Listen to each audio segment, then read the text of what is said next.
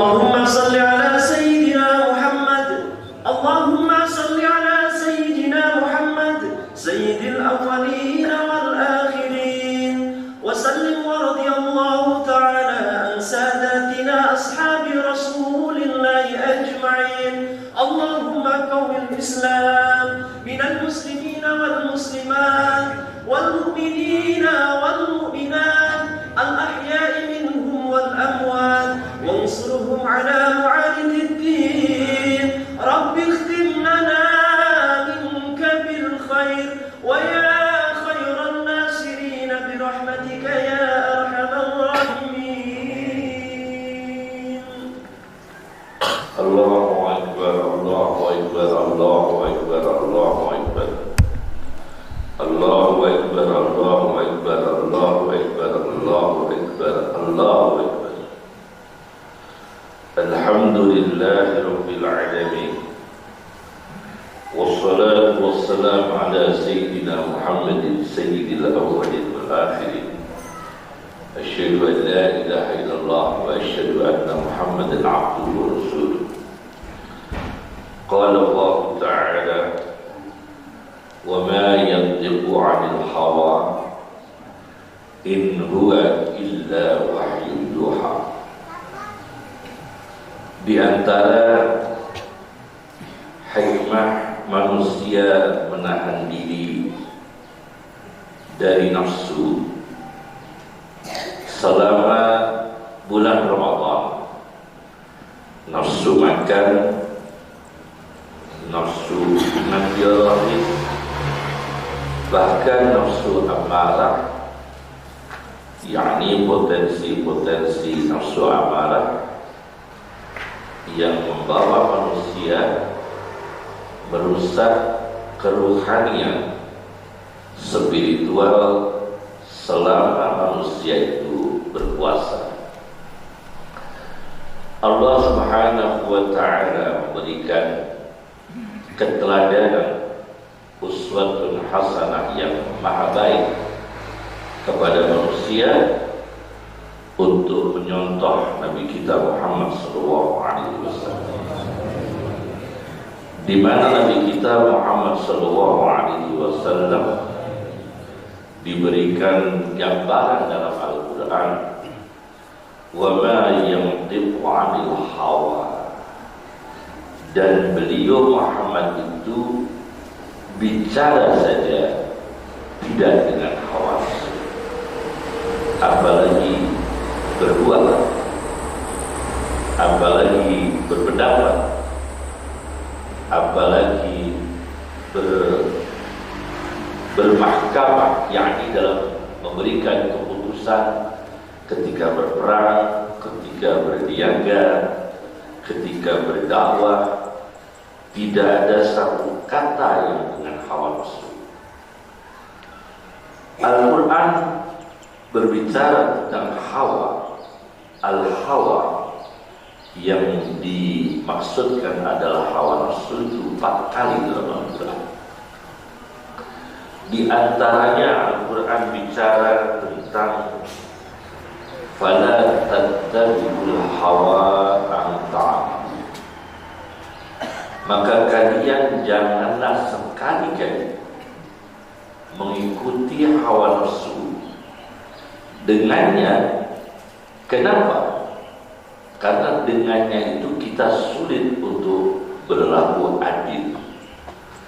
Jadi Al-Quran mengatakan bahwa manusia itu bisa adil kalau tidak mengikuti hawa nafsu. Fala tattabi'ul hawa an ta'budu, maka janganlah kalian mengikuti hawa nafsu supaya bisa adil. Ada sebuah kitab berjudul Ahkamul Qudah, berita-berita para hakim, yang ditulis oleh Muhammad bin Khalaf bin Hayyan atau dikenal dengan Waqi', sebuah kitab tentang sejarah para hakim. Di situ saya baca di halaman 46, suatu ketika terjadi seseorang laki-laki yang kebiasaan memberikan hadiah, bukan suap, hadiah kepada Umar bin Khattab berupa paha unta, sampel unta itu biasa diberikan orang itu kepada Umar bin Khattab. Suatu ketika Umar bin Khattab menjadi hakim dan orang itu berperkara di pengadilan Umar bin Khattab, ketika sidang Umar bin Khattab sedang menyidang orang itu, di tengah-tengah sidang orang itu berkata, "Wahai Umar, kalau memutuskan perkara kepada saya, ingatlah saya pernah memutuskan paha unta untuk kamu. Aku yang sering memotong paha unta yang aku hadiahkan kepada kamu. Maka nanti kalau memutuskan, jangan kalahkan aku. Ingat Umar, kamu biasa aku beri paha unta." Umar kemudian berpikir, berarti orang ini biasa memberikan hadiah dipakai sebagai sarana untuk membelokkan saya supaya memutuskan perkara secara subjektif supaya tidak adil. Ternyata Umar bin Khattab memutuskan perkara, orang ini kalah dalam perkara itu. Orang ini kalah, memang dia pihak yang salah, dikalahkan oleh Umar bin Khattab. Setelah itu Umar bin Khattab mengumumkan, jangan sekali-kali para hakim itu biasa mendapatkan hadiah, karena akan berbahaya pada psikologisnya, berbahaya kepada kejiwaannya, berbahaya kepada keputusannya. Hadiah bisa menjadi suap. Ini teguran Umar bin Khattab radhiyallahu anhu. Maka untuk bisa menjadi manusia yang adil itu, jangan mengikuti hawa nafsu. Kemudian yang kedua, Al-Quran mengatakan, wa amma man khafa maqama rabbih wa nahan nafsa 'anil hawa fa innal jannata hiyal ma'wa. Dan adapun orang yang takut, dia akan berdiri di depan Tuhannya. Besok kita akan berdiri di depan Allah untuk diadili seluruh perkara perbuatan kita selama di dunia. Kita takut mulai sekarang. Bayangkan, karena orang kita mengatakan ada 3 tempat yang ditakuti manusia di dunia ini. 1, kantor polisi. Orang kan takut masuk ke polisi. Yang kedua adalah rumah sakit. Orang itu takut kalau dibawa ke rumah sakit. Yang ketiga adalah pengadilan. Itu ruang yang paling ditakuti. Ya, ruang yang tidak begitu ditakuti adalah mall. Wa amma man khafa maqama rabbih, dan orang, adapun orang yang takut akan berdiri dia di depan Tuhannya, wa nahan nafsa 'anil hawa, dan dia berhasil mengendalikan, mencegah dirinya dari hawa nafsu, fa innal jannata hiyal ma'wa, maka sungguh surga jadi tempat tinggalnya. Seorang ahli tafsir dari Spanyol, Al-Qurtubi, di dalam tafsirnya Al-Jami di Ahkam Quran Al-Qurtubi, beliau menceritakan satu kasus di mana Abu Bakar As-Siddiq, kalau tadi keteladanan Umar bin Khattab, sekarang keteladanan Abu Bakar As-Siddiq radhiyallahu anhu, pernah punya budak laki-laki. Suatu ketika setelah beragama Islam, sudah melepaskan diri dari zaman jahiliyah, budak itu datang membawa oleh-oleh makanan. Begitu dimakan oleh Abu Bakar As-Siddiq, budak itu cerita, makanan ini dari mana? Setelah ditanya oleh Abu Bakar, dari mana kamu dapat makanan ini?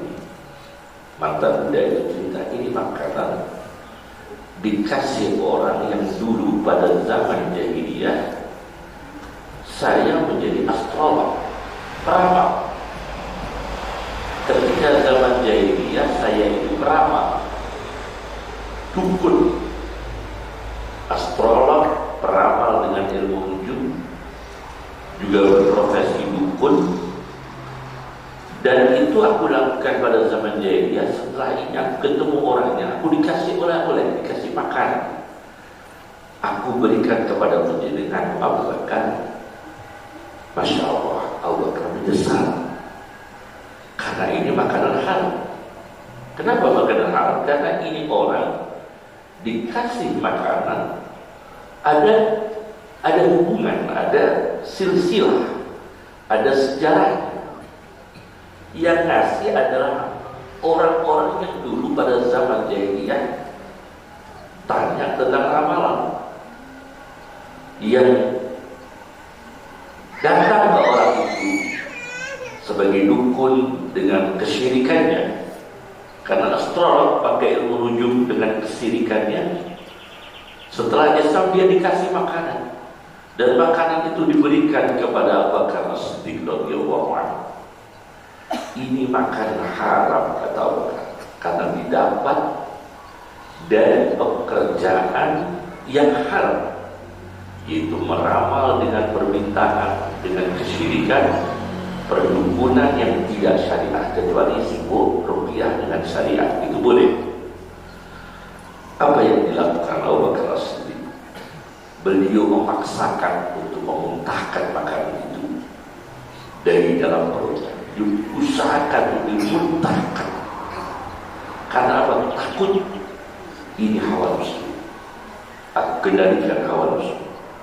Dimuntahkan.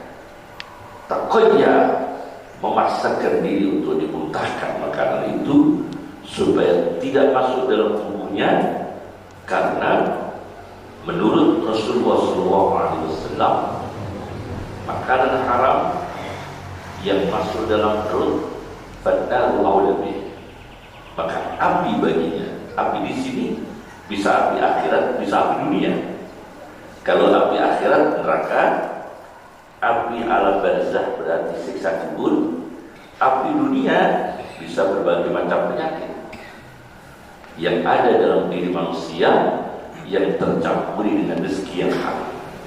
Maka ditahan oleh Abu Bakar As-Siddiq, dimuntahkan makanan itu karena diberi oleh-oleh dari seseorang, yang orang itu dari seseorang, yang seseorang itu memberi karena dia pernah bertanya, pernah ikut konsultasi, pernah ikut merdukun ke orang itu dengan perdukunan yang bukan syariah, yakni kemusyrikan. Ini gambaran mencegah dari hawa nafsu. Diperkuat oleh seorang ahli tafsir dari Damaskus dan Barat. Dulu dalam Lebanon, kemudian beliau kalau nggak salah pernah di Damaskus, yaitu namanya Profesor Dr. Khatib An-Nablusi. Di dalam tafsir An-Nablusi, beliau bercerita ada seorang muhandis itu insinyur. Handasah itu kalau ilmu spesifiknya dulu geometri. Muhandis seorang insinyur di jalan raya Damaskus. Beliau menemukan uang sebanyak samana mi'ati alfi lirah, yaitu 800.000 lira. Dulu lira itu mata uang Italia. 800.000 lira ada di jalan raya di Damaskus. Seorang insinyur menemukan uang di jalan raya 800.000 lira. Apa yang dilakukan oleh insinyur itu? Bukan diambil untuk dimiliki, dia habis waktunya keliling kemana-mana, mengumumkan kemana-mana. Siapa pemilik uang? Tidak dimiliki, tidak diambilnya untuk dikuasai. tapi berusaha mencari siapa yang berhak. famazala yabhasu an sahibiha, maka dia tidak berhenti mencari siapa pemiliknya, hatta wajada, sampai dia menemukan. Kenapa ini dilakukan? Karena li'annahu khafa maqama rabbih, dia takut akan di hadapan Allah Subhanahu wa taala mengambil uang orang lain, mengambil hak orang lain. Dia takut. Wa hadha huwa iman, dan inilah hakikat iman. Inilah aktualisasi iman. Inilah pengamalan iman. Nah, ini luar biasa sebagai keteladanan dari uswatun hasanah yang diinspirasi manusia, yang diterima inspirasi dari Allah kepada manusia sebagai keteladanan mencegah diri dari hawa nafsu yang merupakan inti hikmah puasa Ramadan kita. Aqulu qala Allah Ta'ala wa amma man khafa maqama rabbih wa nahaa nafsa 'anil hawa fa innal jannata hiyal ma'wa. Allahumma salli ala sayyidina Muhammad. Allahumma salli ala sayyidina Muhammad. Allahumma salli ala sayyidina Muhammad wa ala alihi wa sahbihi wa barik wa sallim ajma'in. Allahu Akbar, Allahu Akbar, Allahu Akbar, Allahu Akbar, Allahu Akbar. Allahu Akbar, Allahu Akbar, Allahu Akbar, Allahu Akbar. Bismillahirrahmanirrahim. Alhamdulillah. Salatan wa salaman ala Sayyidina Muhammad ibn Abdullah Rasulillah. Asyhadu an la ilaha illallah wahdahu la syarika lah, wa asyhadu anna Muhammadan abduhu wa rasuluh la nabiyya ba'dahu. Qala Allah Ta'ala wa ma yantiqu 'anil hawa in huwa illa wahyun yuha. Sebagai penutup dari khutbah pagi ini, kami sampaikan sabda Rasulullah SAW yang ditulis oleh Ibnul Jauzi dalam sebuah kitab yang Dabul Hawa, mencela hawa nafsu. Ada sebuah kitab penelitian tentang tragedi cinta. Jadi ada kasus-kasus cinta yang berbahaya dikumpulkan dalam satu buku namanya Dabul Hawa.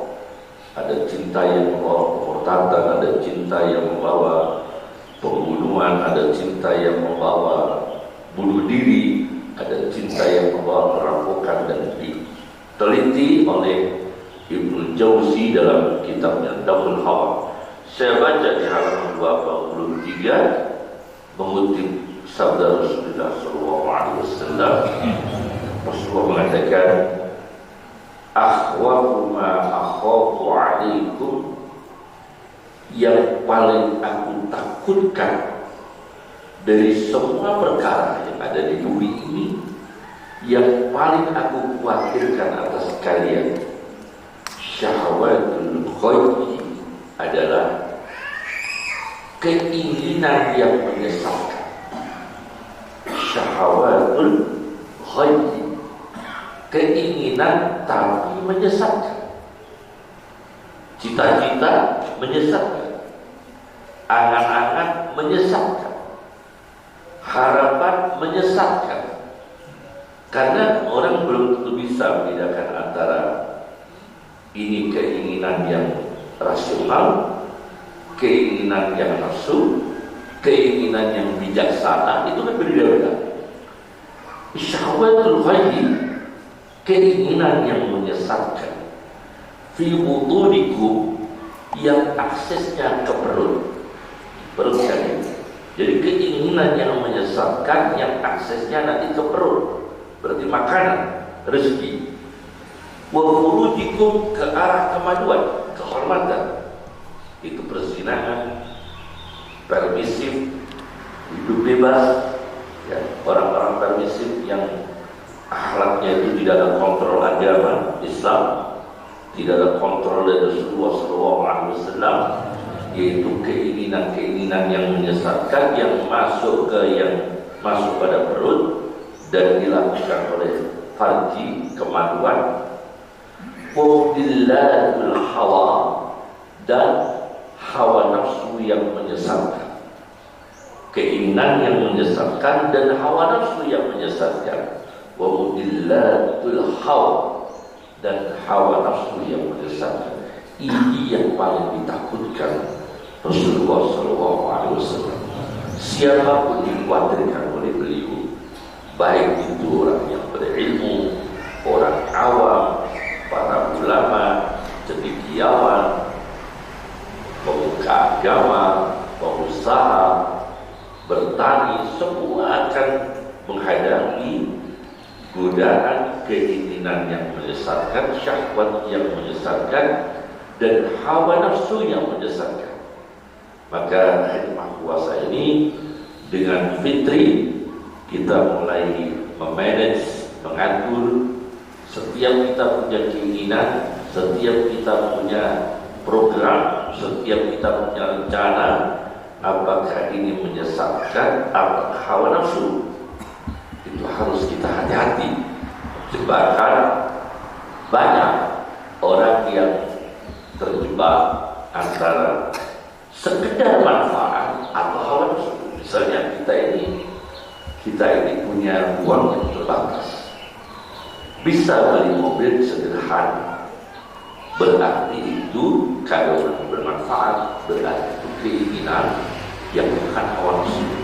Tapi kalau kita membeli yang lebih mahal di luar kemampuan, nah sudah hawa nafsu, sudah berubah, sudah mengalir ke hawa nafsu, dan ini akan menyesatkan. Dan itu yang dikhawatirkan oleh Nabi Muhammad Rasulullah SAW.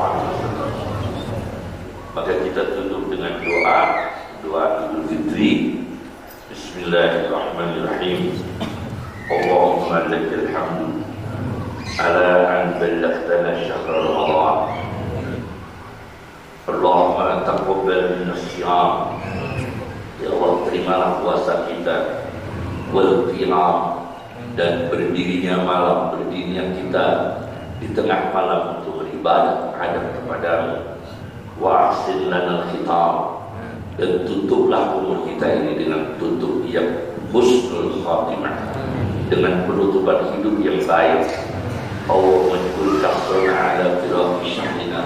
Ya Allah, sementara ini kita berpisah dengan bulan Ramadan, apabila ada yang patah, ada yang kurang, ada yang tidak sempurna dari kita, ya Allah, mohon disempurnakan, diberikan nilai yang sempurna, ya Allah, dengan rahmat-Mu.